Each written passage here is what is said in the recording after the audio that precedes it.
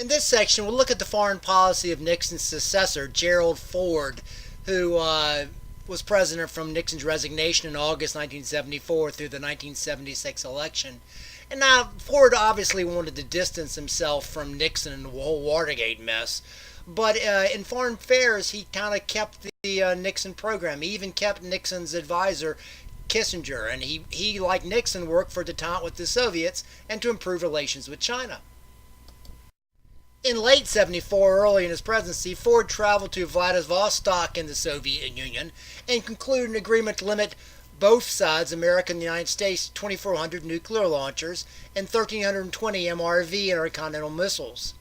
Of the latter, the Soviets could have 308 modern heavy missiles, but the U.S. could have none. When the Soviet leader Brezhnev commented that he liked Ford's coat, Ford took it off and gave it to him, which was a nice sign of détente. In December 1975, Ford even visited China. You can see here him toasting with Deng Xiaoping, kind of like Nixon before him. The most notable of Ford's accomplishments was the Helsinki Accords of 1975. By 1975, the optimism of the 72 SALT agreements had worn off, and negotiations towards further détente had stalled. Now, Ford wanted to limit the Soviets' new bomber, the Backfire, which had nuclear weapons ability, while the Soviets wanted to limit America's cruise missiles.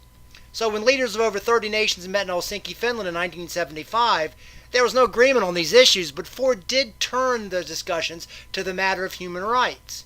And Ford agreed to formalize the Eastern European boundaries, thus sort of recognizing officially Soviet dominance in the region, in exchange for the Soviets promising not to intervene unilaterally in its client states, Eastern Europe, and that also that the Soviets would respect the human rights there.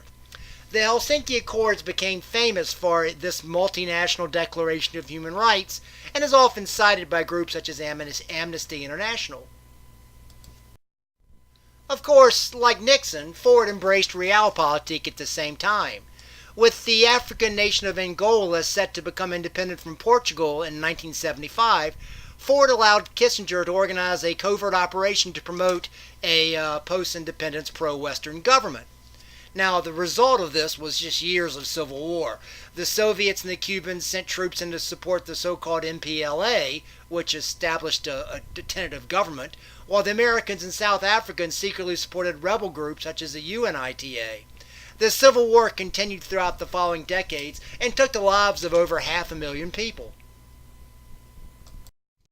Of course, as been mentioned on the videos on the Vietnam War, what people most think of when you think of Ford's foreign policy is his decision not to re-intervene when the North Vietnamese resumed their assault on the South Vietnam nation and took Saigon. You can see here a Soviet tank entering the American embassy, and Ford said he was not going to go back in to defend it. As part of the chaotic events of that time, the Ford administration had to arrange hastily an evacuation of the remaining American diplomatic personnel and the South Vietnamese who had worked with the Americans and feared punishment from the communists. Just as Saigon in South Vietnam finally fell in 1975, right next door in Cambodia, the communists known as the Khmer Rouge succeeded in toppling the Khmer Republic, which the U.S. had supported. The Khmer Rouge subsequently seized an American merchant ship, the Mayaguez, and held its crew hostage.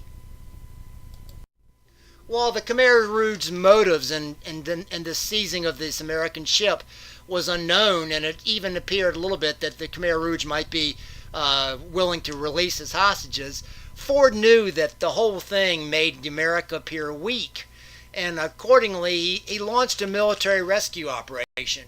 In the end, the 39 hostages, all the hostages were freed alive, but the rescue assault did kill 41 American soldiers. In the later 1970s, the Khmer Rouge, led by Pol Pot, a brutal dictator, killed more than a million Cambodians, kind of referred to often as the killing fields. This concludes the section on Ford's foreign policy.